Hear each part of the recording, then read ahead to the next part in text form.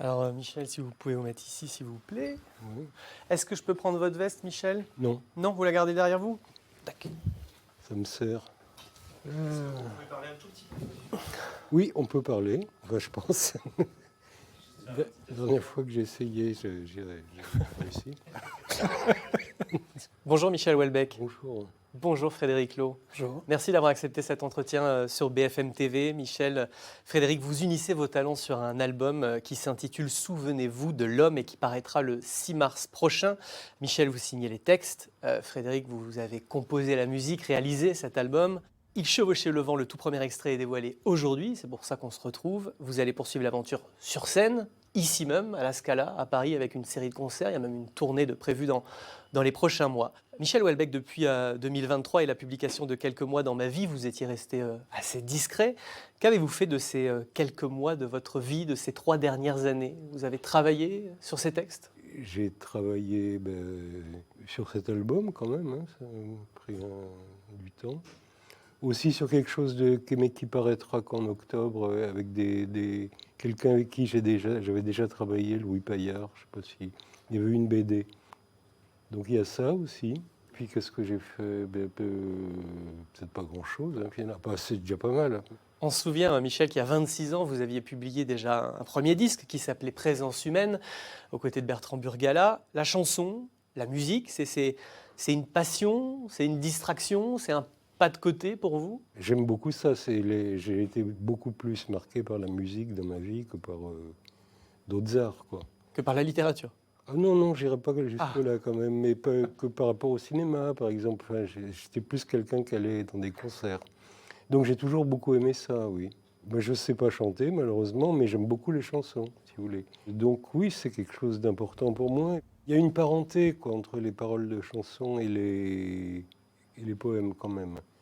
C'est pas exactement le même genre, mais c'est deux genres qui s'approchent. Vous alliez voir qui quand vous étiez jeune? Vous alliez voir quelle scène? J'ai vu plein de trucs, hein. J'ai vu plusieurs fois Pink Floyd, je me souviens. Il y avait une mise en scène ambitieuse, quoi, dans leurs concerts. Enfin, il y avait un côté visuel, côté un peu dingue de Waters me plaisait bien. Ça va ressembler à ça, vos concerts, tous les deux? Ah ben non, on n'a pas visuellement, ça sera moins, comment dire, Tapageur. baroque. La poésie, Frédéric Loh, ça a une place dans votre vie? Est-ce oui, qu'on bien sûr. adapte une poésie de la même manière qu'un texte d'un parolier? Là, Michel, je pense que comme il aime vraiment la musique et comme ça l'a accompagné le long de sa vie, je pense qu'il m'a amené des textes où on était à la frontière. Il a adapté aussi ces textes pour qu'ils puissent être en chanson. Aussi, Michel la parle, mais il a commencé par réciter sur scène ses poèmes. Hein, c'est comme ça que vous avez commencé. Ah oui, il y a très longtemps, même largement avant le public, quoi que ce soit, quoi. Je disais mes textes en public. C'est surtout dans les cafés à l'époque, un peu des bibliothèques aussi. C'est quand même une littérature orale, quoi, à la base, hein. J'ai jamais conçu d'écrire sans dire, quoi. Pourquoi vous cherchez l'assentiment, le vertige de la scène? Non, c'est parce qu'il faut les entendre. Enfin, c'est oral. Enfin, la sonorité joue. Je suis pas très bon pour lire mes textes dans l'ensemble. Par exemple, j'ai eu souvent des audiobooks. Vous savez, les audios, vous voyez ce que c'est? Bon. Qu'on peut écouter aujourd'hui des romans sur les Voilà. plateformes, Et ben, j'ai notamment. toujours préféré laisser faire les acteurs professionnels, parce que je trouvais pas que j'apportais grand-chose. Par contre, les poèmes, j'apporte quelque chose, oui. Vous apportez quoi, justement? Je sais pas. Ah, Musicalité.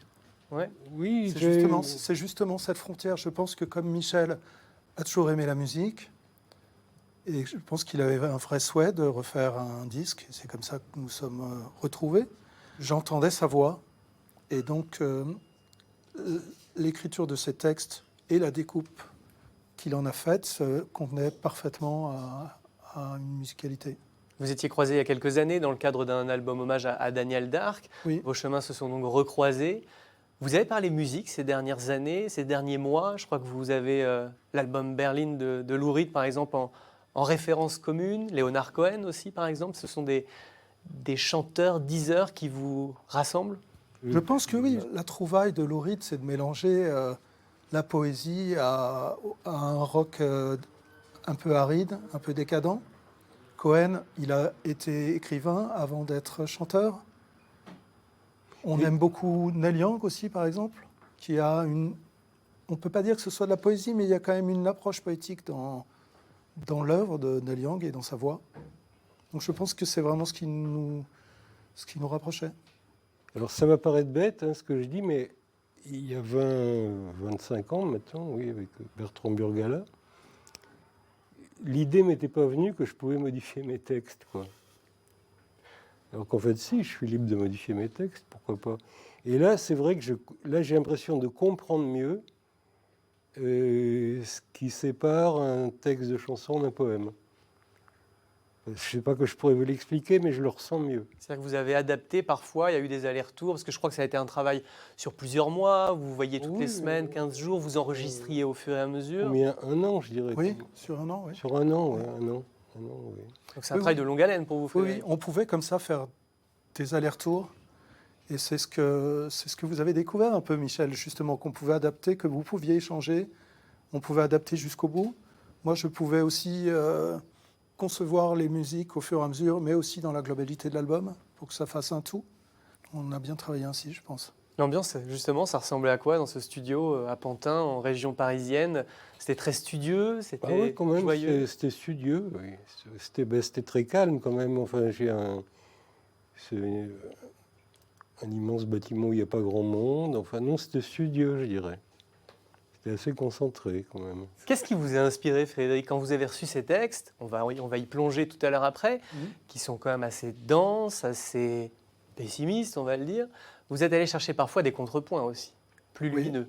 À la fois, je voulais parfois que ce soit dramatique et d'autres moments plus lumineux, de trouver un peu, de ciseler, de trouver le juste point. Ce qui est apparu depuis le début et que tu as bien senti quand même, depuis le début, c'est que je suis assez capable de dire des choses au fond assez tragiques d'une manière très douce. Oui. Et ça se voyait dès la première musique, quoi, que c'était bien pris en compte, cet aspect. Vous le dites, Michel, je ne suis pas un chanteur. Vous déclamez, vous vivez, vous interprétez. Quel plaisir vous avez derrière un micro, sur une scène? Il y a quelque chose d'assez jouissif de dire ses propres textes? Ben oui, quand même, on est content de l'adéquation de la sonorité et de ce qu'on dit, quoi. Enfin, je sais pas, c'est quand même quelque chose qu'on peut pas vivre en dehors de la poésie ou de la musique d'ailleurs. Enfin, c'est pas du tout le même plaisir qu'un roman, quoi. Michel Houellebecq, plongeons dans vos textes. L'album s'ouvre par un texte et une chanson qui s'appelle « Le bleu du ciel central ». Et très vite arrive cette phrase. « Dans quelques jours sûrement, il y aura la guerre. Vers l'Est, le conflit se propage. » La guerre résonne dans tout cet album, dans pratiquement toutes les chansons. Pourquoi, Michel Houellebecq? Je sais pas, peut-être ça fait longtemps qu'il n'y en a pas eu en Europe, donc il y en aura sûrement une, oui. Voilà, c'est un peu bizarre que le conflit se propage vers l'Est, mais je sais pas, ça me paraît pas impossible au fond. Comment dire? Bon, on imagine une période de guerre, oui, c'est vrai, mais aussi autre chose après. Et ça, c'est quand même quelque chose qui est assez présent dans mes livres, tout ce qu'on tourne autour de ce qu'on appelle le transhumanisme, quoi. C'est-à-dire qu'est-ce qui succédera à l'humanité? Enfin, le fait que l'humanité ne soit pas la forme définitive de l'espèce, quoi. Alors effectivement, avant, il peut y avoir une période de guerre, oui, c'est possible. Oui. On ne peut pas s'empêcher de penser à la guerre en Ukraine, au conflit qui est aux portes de l'Europe. Est-ce que le déclenchement de cette guerre a été un déclic pour ces textes? Non. La première chanson, là, il y a la guerre, mais il ne sait pas très bien où ni pourquoi au juste, quoi. Donc c'est une situation où on a une compréhension limitée de ce qui se passe, quoi. Voilà, c'est ce genre de climat que je recherche, quoi. C'est où on ne sait pas tout, mais c'est ça souvent dans une guerre. C'est une guerre de communication, toutes les informations ne parviennent pas aux gens, c'est aussi ça la guerre. On ne sait pas tout et on ne sait même pas clairement l'enjeu. Donc oui, une situation de confuse, indéterminée. C'est une situation que j'aime beaucoup. Quelque part, il y a une guerre et on on risque d'être impliqué à un moment ou un autre, mais on ne sait même pas pourquoi. Dans Il chevauchait le vent, qui est le premier extrait qui est dévoilé aujourd'hui sur les plateformes de streaming, vous dites qu'il n'avait pas vraiment d'idée sur l'avenir, il voyait le tourment, le manque et le désir s'installer sur la terre au milieu des vivants. Ce « il », c'est les soldats, c'est ceux qui survivent, c'est ceux qui continuent à vivre comme si de rien n'était?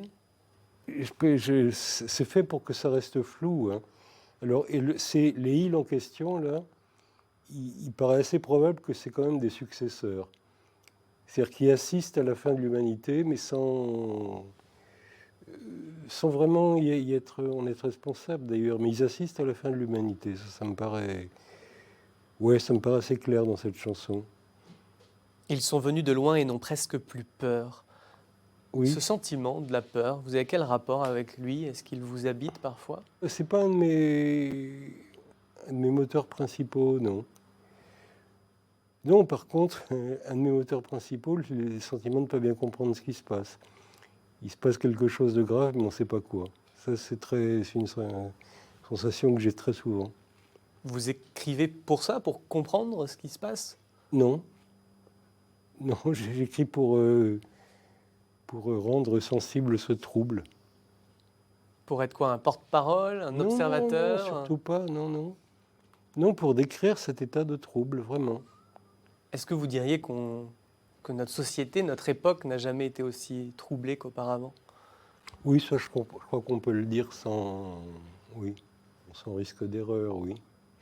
Et puis bon, il y a quand même des potentialités qui étaient très présentes dans la science-fiction que je lisais dans ma jeunesse, mais qui étaient vraiment de la science-fiction. Si vous voulez, l'intelligence artificielle, par exemple, la possibilité de faire des hybridations machines ou de modifier génétiquement les humains. Bon, tout ça apparaît maintenant vraiment dans pas longtemps et ça contribue au trouble aussi parce qu'on ne sait pas bien si c'est ce qui va en ressortir, si c'est positif ou non. On ne peut pas dire, quoi. Donc les auteurs, la fiction peut parfois précéder la réalité? Ah ben là, dans la science-fiction, oui, ils ont précédé la réalité très largement. Science-fiction des années 70, et c'est incroyable tout ce qu'ils ont décrit. Même Orwell, même évidemment d'autres choses plus sociétales, quoi. Oui, même Orwell, mais Orwell, c'est pas le cas le plus space. L'expression « souvenez-vous de l'homme » qui donne son nom au disque, on l'entend dans cette chanson, Il chevauchait le vent. Souvenez-vous de l'homme, souvenez-vous longtemps. On oublie la place de l'humain à un moment, sa fragilité. C'est pour ça que vous avez choisi ce titre? Là, je dirais que c'est plutôt gentil pour l'homme, cette chanson. Ce que je dis aux successeurs, souvenez-vous quand même de nous, on n'avait pas que des défauts. C'est un peu ça l'idée, quoi. Vous n'êtes pas si gentil que ça quand même avec l'être humain.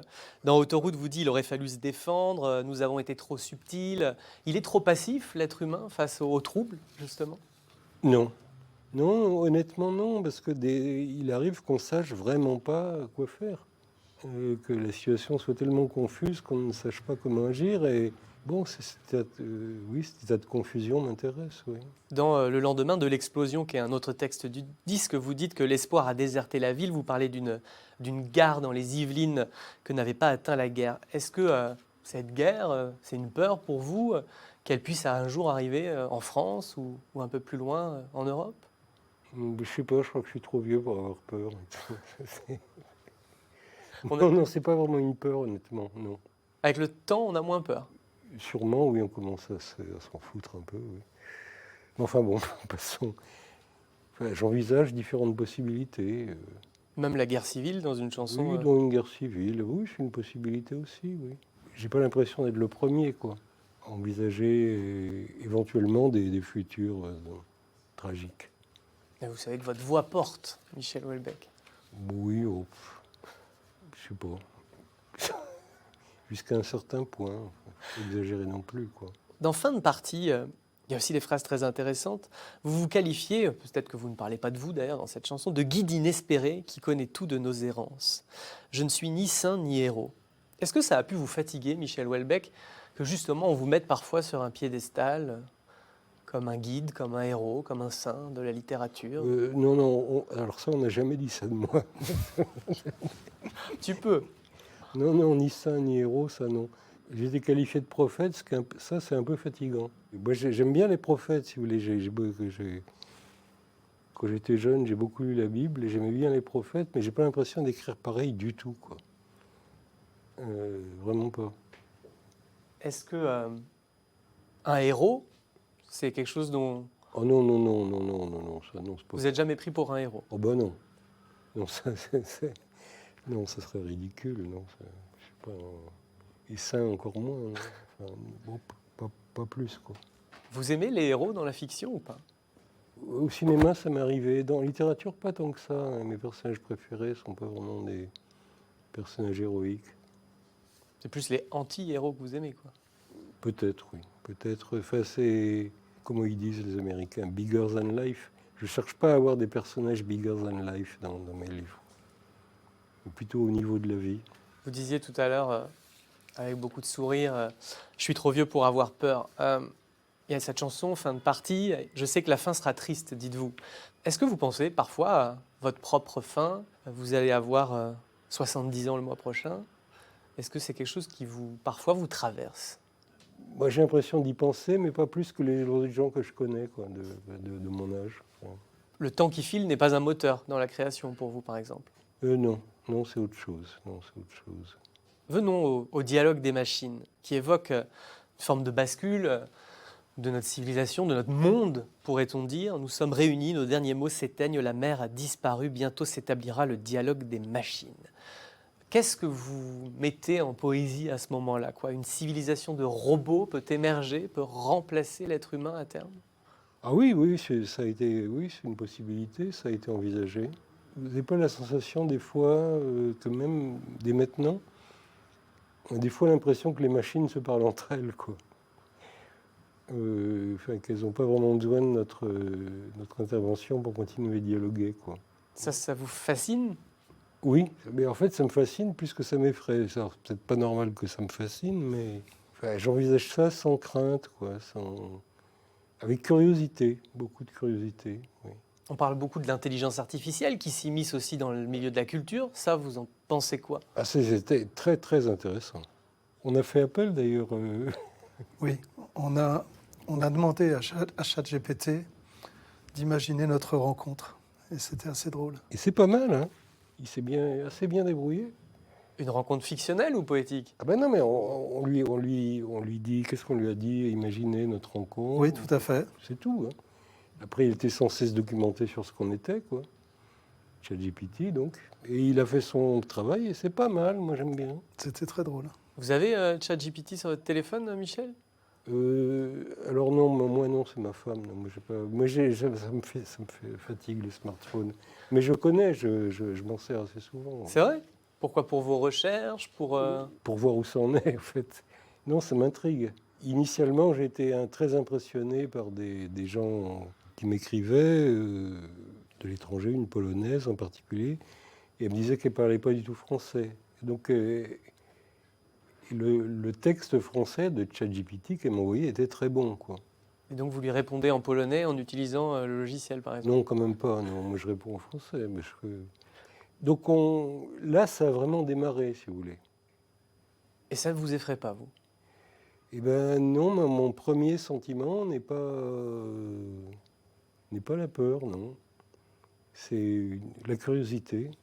Je me souviens, il y a encore 6 mois, je me vantais. Tu me présentes un texte, je peux te dire si c'est un vrai écrivain ou pas.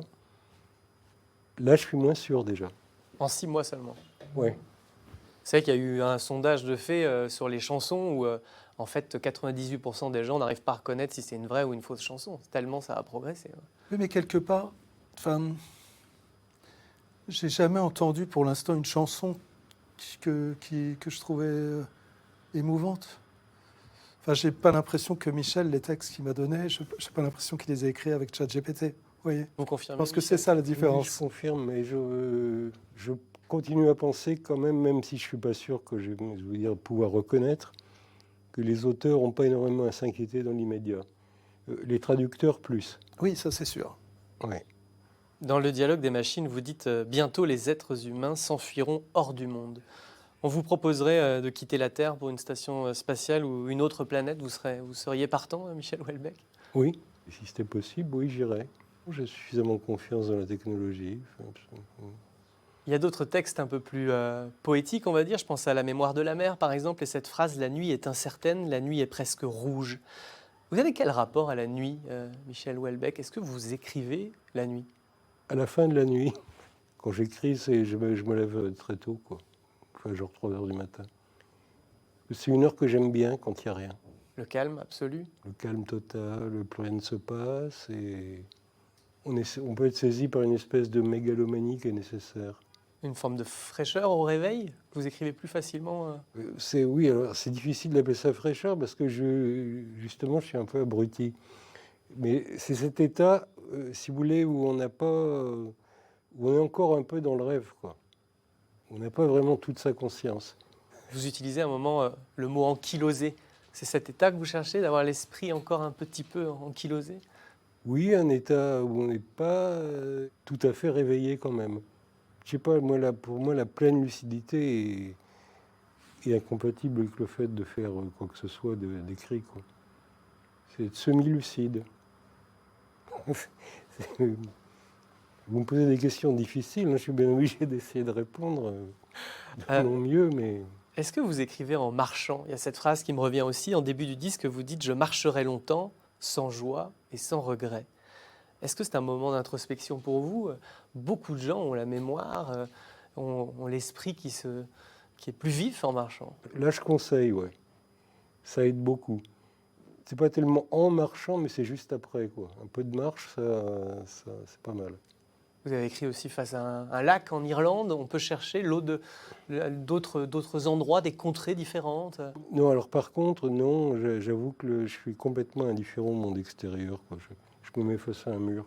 Ça ne vous inspire pas la beauté d'un paysage? Non, c'est dans ma tête que ça se passe. C'est pas ailleurs.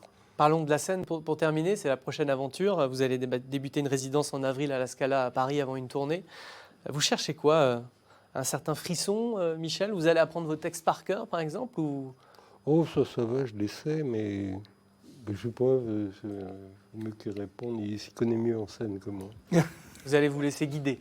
Vous m'aviez dit quelque chose, Michel, et vous vouliez rencontrer votre public. Et je pense qu'il y a quelque chose toujours assez mystérieux aussi sur scène, quand c'est un moment qui est vraiment... c'est vraiment le temps présent. Je pense que c'est très différent du travail du studio, ou c'est très, très différent du travail d'écriture. C'est encore autre chose. Oui, c'est toujours passionnant. Non plus, vous n'avez pas peur de la scène, Michel, de cette tournée qui arrive? Si, un peu.